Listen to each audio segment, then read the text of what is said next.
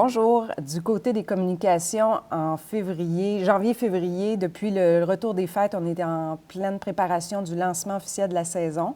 Donc, ce qui est prévu cette année, c'est que tous les députés de l'Assemblée nationale recevront une trousse d'informations avec quelques produits d'érable pour les mettre au courant des dernières nouvelles de notre industrie.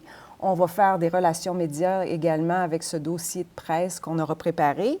Il y a une session d'entaillage habituellement tous les ans dans une érablière. Cette année, cette session-là sera virtuelle, donc on va profiter de l'occasion pour démontrer tout le travail qui se fait en amont à la saison acéricole dans les érablières du Québec. Et il y a aussi un dossier acériculture érable du Québec qui se prépare et qui sera plusieurs samedis dans la presse au courant du mois de mars. On table sur 3 messages parce que l'industrie acéricole est en santé. Donc, on a connu une excellente saison en 2020, en fait, une saison record. Notre production, nos ventes, nos exportations sont en hausse, donc on veut le dire. L'industrie acéricole québécoise contribue à la relance économique du Québec, tout particulièrement dans vos régions. Donc, c'est un produit local, on le met de l'avant.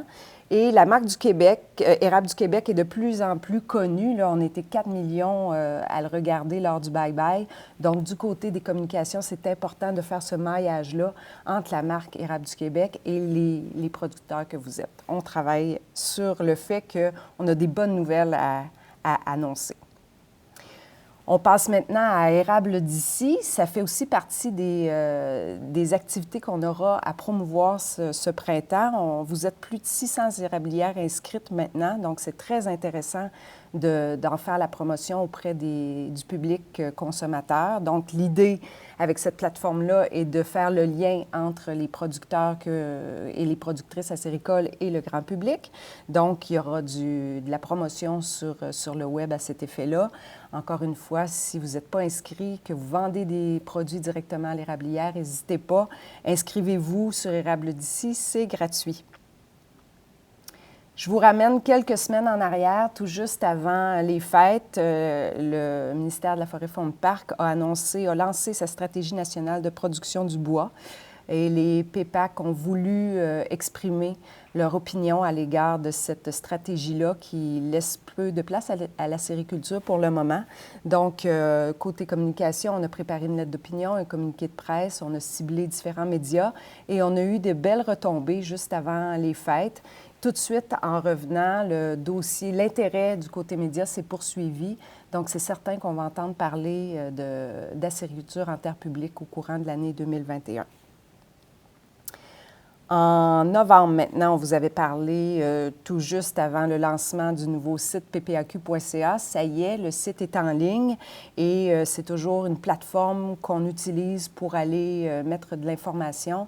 Donc, ce qui se retrouve au fur et à mesure au sujet de la pandémie qui pourrait vous concerner, c'est directement en ligne sur ppaq.ca. Et si vous n'êtes pas inscrit à notre infolette, vous pouvez le faire en passant par le site. C'est gratuit, évidemment, et ça vous permet de vous procurer l'info Siro, de recevoir l'info Siro quelques jours avant l'envoi postal, donc de manière électronique, et d'autres nouvelles également. Donc, on vous invite à vous inscrire à notre infolettre.